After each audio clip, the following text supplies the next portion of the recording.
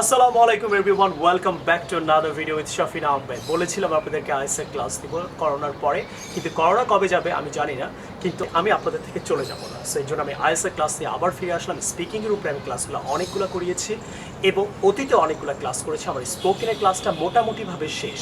So এখন আমি writing নিয়ে শুরু করব। রাইটিংয়ের ক্লাস আপনাদের দিতে থাকবো এবং আপনারা অনেকে আমার এই দুইটা বই নিয়েছেন অ্যান্ড আপনাদের প্রমিস করেছিলাম আমি করাবো। আমি আজকে থেকে আপনাদেরকে অবশ্যই আইএলটিএস ক্লাসগুলো করাবো। দুইটা বই, এটা রিডিং আর স্পিকিংয়ের উপরে, এইটা হলো আপনার লিসেনিং অ্যান্ড রাইটিংয়ের উপরে। আপনার দুইটা বই নিয়েছেন, এই দুইটা বই যথেষ্ট অনেক হেভি দুইটা বই। সো আপনাদের বাজারের আর কোনো বই লাগবে না। এই দুইটা বই যদি আপনারা ঠিকমতো স্টাডি করেন, প্র্যাকটিস করেন, তাহলে পারবেন। ভিডিও দেখলে হবে না, প্র্যাকটিস করতে হবে।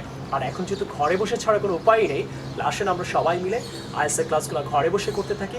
ইনশাআল্লাহ আপনি কোচিংয়ে গিয়ে যা শিখবেন তার চেয়ে ভালো কিছু হয়তো আমি শেখানোর চেষ্টা করব। এবং আমার মতো অনেকেই বাংলাদেশি ইউটিউব চ্যানেলে অনেক টিচাররা চেষ্টা করছে আইএলটিএস অনেক কিছু শেখাতে। প্লিজ গো অ্যান্ড তাদের ভিডিওগুলো দেখেন অ্যান্ড সাবস্ক্রাইব দেওয়ার চ্যানেল। অ্যান্ড তারা ইন্সপায়ার হবে, তারা কিন্তু আরও ভিডিও বানাবে। বাংলাদেশে কিন্তু অনেক চমৎকার চমৎকার ইংরেজি টিচার আছে, আপনারা জানেন কি না আমি জানি না, কিন্তু আমি কিন্তু তাদের ইউটিউব ভিডিও দেখে অনেক ইংরেজি শিখি। সো তাদের কাছেও কিন্তু আমি কৃতজ্ঞ। সো আপনারা যদি আরও শিখতে চান তাহলে এখনই তাদের ইউটিউব ভিডিওগুলো দেখেন, তার সাথে আমার ভিডিওগুলোও দেখবেন। অ্যান্ড ইনশাআল্লাহ আমরা সবাই মিলে বাংলাদেশকে ডেভেলপ করবো। অনেক কথা বলে ফেললাম, এখন আসেন আমরা ক্লাসটা করি। সো আজকে আমি রাইটিংয়ের ক্লাসটা শুরু করছি। ইনশাআল্লাহ রাইটিংয়ের জন্য আপনাকে আমি স্পেশালি টাস্ক 2 এর জন্য যে ধরনের স্ট্রাকচারগুলো, একটু অ্যাডভান্স স্ট্রাকচার দরকার হয়, অথবা আপনার রিপিটেশন অনেক ইউজ করে, আপনি কিন্তু স্ট্রাকচার অ্যান্ড গ্রামারে কিন্তু 2.5 মার্ক। সো আপনি এটা মনেই করবেন না, আপনি অনেক ভালো লিখতে পারেন, গুছিয়ে লিখতে পারেন, সাজিয়ে লিখতে পারেন, কিন্তু আপনাকে স্ট্রাকচারে খুব বেশি জোর দিতে হবে।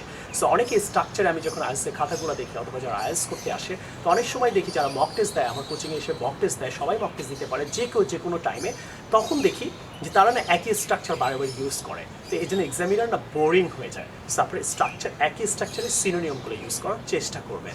So here I go with some structure class for specially for IELTS. And page number 13-তে যাবেন।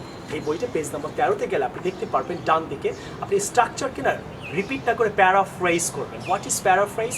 একই স্ট্রাকচার আপনি বারেবার ইউজ না করা। বা একটা এক্সাম্পল দিয়ে ক্লিয়ার হবে। নাম্বার 1, আই শুড ডু ইট আপনারা বলেন, অথবা উই শুড ডু ইট, অথবা গভর্নমেন্ট শুড ডু ইট। তো government should do it, we should do it, I should do it. বারেবার শুড না বলে আপনি একবার আই শুড ডু ইট বলবেন, আরেকবার I ought to do it. তাহলে গভর্নমেন্ট শুড ডু ইট যদি একবার লেখেন, আরেকবার লিখবেন government ought to do it. তাহলে রিপিটেশনটা হলো না, আপনার ইংরেজিটা একটু বোরিং হবে না, রাইট? নেক্সট রাইটিংটা আই হ্যাভ টু আপনারা ইউজ করেন। So we have to do it, we have to do it না লিখে আপনি লিখতে পারেন we must have to do it. একই কথা হবেই, একদম কাছাকাছি অর্থ কিন্তু। বাট আপনার যে এক্সামিনার সে কিন্তু বোরিং হবে না, সে হয়তো আপনার ডেপথ অফ গ্রামার স্ট্রাকচারের লেভেলটা কিন্তু সে দেখছে। আইএলটিএস মানে তো অবশ্যই জানেন না, ইংলিশ ল্যাঙ্গুয়েজ টেস্টিং সিস্টেম। আপনার ল্যাঙ্গুয়েজটাকে সে টেস্ট করতেছে, এখানে কোনো পাস ফেল মার্ক নাই। সো এই জন্য আপনাদের যেটা করতে হবে, আপনার লেভেল শো করতে হবে এক্সামিনারকে। আর লেভেলকে শো করার জন্য কী করতে হবে? স্ট্রাকচারটা একটু একটু করে সুন্দর সুন্দর করে আমি এখন করাবো, আপনাদের একটু একটু করে ডেভেলপ করে দিব। আর ইনশাআল্লাহ আপনি ডেভেলপ হবেন। তাহলে আজকে থেকে একবার যদি হ্যাভ টু ইউজ করেন, আরবার করবেন মাস্ট হ্যাভ টু। দুইটার মানে হবেই, হ্যাভ টু মানে হবেই, আর মাস্ট হ্যাভ টু মানে অবশ্যই হবে। তো দুইটা দুই জায়গায় ইউজ করলে দেখতে ভালো লাগবে, শুনতেও ভালো লাগবে। নেক্সট আপনারা ইট ইজ নেসেসারি ইউজ করেন, অনেক সময় আমি খাতার মধ্যে দেখি। সো ইট ইজ নেসেসারি না বলে ইট ইজ অ্যাসেনশিয়াল ইউজ করতে পারেন। অ্যাসেনশিয়াল না, হ্যাঁ, এটা হবে essential. So it is necessary যদি একবার ইউজ করেন, আরেকবার লিখেন it is essential. It is necessary to develop the country, আরেকবার লিখতে হবে it is essential to develop the country. Next দেখেন মাস্ট ইউজ একবার করলেন যে গভর্নমেন্ট মাস্ট ডু ইট, এটা না লিখে there is no doubt that government must do it. আপনি একবার মাস্ট লেখেন, আরেকবার দেয়ার ইজ নো ডাউট লেখেন, তাহলে এটার মানে কোনো সন্দেহ নাই। There is no doubt I will come, অথবা আই মাস্ট কাম। তো বারেবার মাস্ট লিখে আপনি দেয়ার ইজ নো ডাউট দিয়ে সেন্টেন্স শুরু করতে পারেন, বোরিংনেসটা কেটে যাবে। নেক্সট আরেকটা হবে দে ক্যান ডু ইট। তাহলে দে ক্যান ডু ইট, আবার লিখলেন দে ক্যান ডু ইট, তাহলে they can help the students, right? তাহলে they can help the students. তাহলে আরেকবার যদি লেখেন তাহলে লিখবেন they are able to help the student. Able না, অনেকে বলেন অ্যাবেল, এটা অ্যাবেল হবে না, এটা হবে এইবেল। ক্লিয়ার? নেক্সট তাহলে আপনি বলতে পারেন the government can help the students, right? So আরেকবার যদি গভর্নমেন্ট লেখেন, সেম কথা সেম স্ট্রাকচার, লিখবেন government is able to help the students. Next আমি আরেকটা আপনাদেরকে করাবো। সো সামটাইমস আমরা কি বলি, they are not interested. Okay, not কিন্তু। So they are not interested. তো বারবার যদি লেখেন they are not interested, government is not interested, we are not interested, my parents are not interested. So এই interested কথাটা আপনি বারবার না লিখে আপনি বলতে পারেন they are reluctant. Reluctant মানে কি? Not interested. তাইলে প্যারেন্টস আর নট ইন্টারেস্টেড। তা এই কথাটা আপনি আরেকবার যদি রিপিট করতে চান তাহলে লিখবেন প্যারেন্টস আর রিল্যাক্টেন্ট। রিল্যাক্টেন্ট মানে কি? আনউইলিং, ইচ্ছা নাই বা নট ইন্টারেস্টেড। তাহলে আপনি বারেবার নট ইন্টারেস্টেড না লিখে বলতে পারেন they are reluctant, parents are reluctant. Parents are not interested না বলে parents are reluctant. So reluctant বানানটা আপনি কিন্তু খুব ভালো করে মনে রাখবেন, রাইট?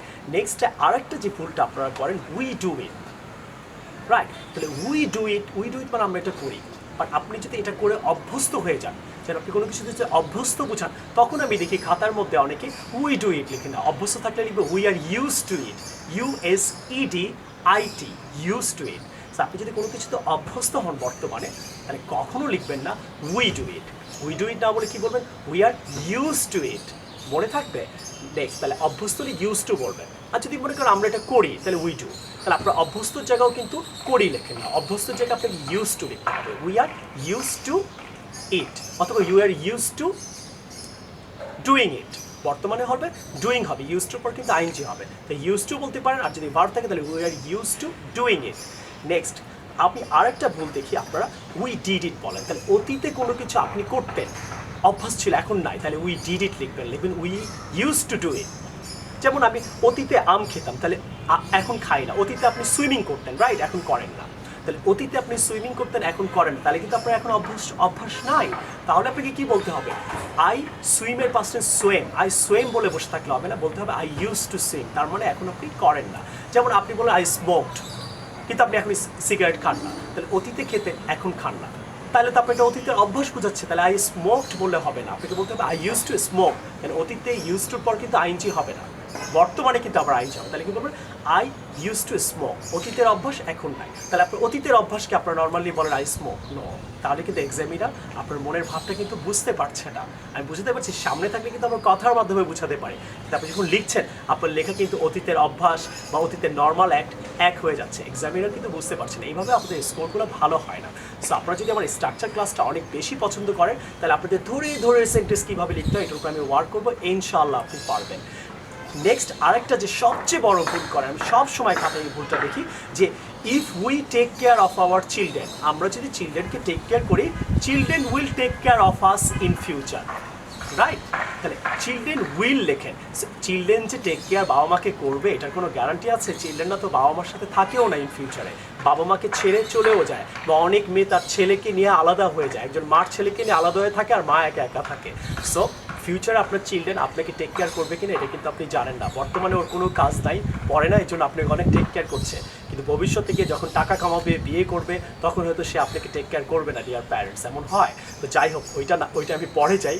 সো এখন হলো তাহলে চিলড্রেন, তাহলে আমি কী বলবো? স্যার এটা তো ঠিকই আছে, if we take care of our children, children will take care of our parents, অথবা children will take care of us, বাবা মার হেল্প করবে। তাহলে এখানে ভুলটা কোথায়? এখানে ভুলটা হলো চিলড্রেন মে টেক কেয়ার, করতেও পারে নাও পারে, এর জন্য উইল বলা যাবে না। উইল মানে স্ট্রং জিনিস বোঝাচ্ছে, একদম 100% করবে, কিন্তু আপনি তো শিওর না।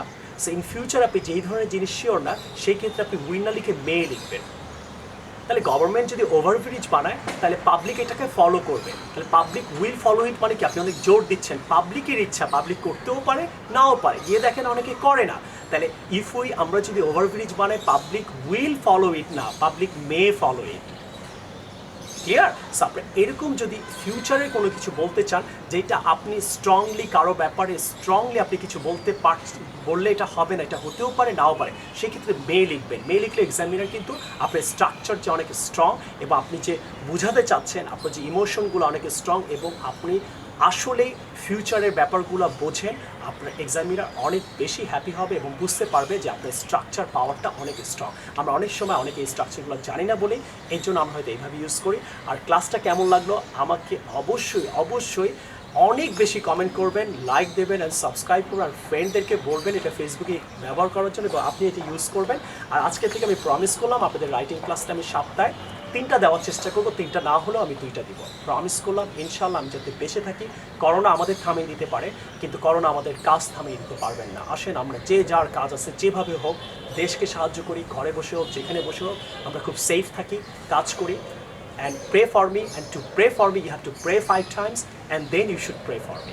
I will see you in the new video. Order my book right now. যারা অনেকেই বই নিয়েছেন আমি তাদের জন্য অলরেডি ভিডিও বানাচ্ছি, আমি আপনাদের সাথে আছি, ছিলাম, থাকবো। আপনারা বইগুলা অর্ডার করে নিতে থাকেন। আপনারা ঢাকার মধ্যে একদিন পরে পাবেন, ঢাকার বাইরে 3 দিনের মধ্যে পাবেন, DHL এর মাধ্যমে পৃথিবীর সমস্ত দেশে পাবেন। সো বই কিন্তু আমাদের অর্ডার আমরা নিচ্ছি আর সার্ভিস কিন্তু available. So I will see you in the new video some other time. Take care. আল্লাহ হাফিজ। আসসালামু আলাইকুম।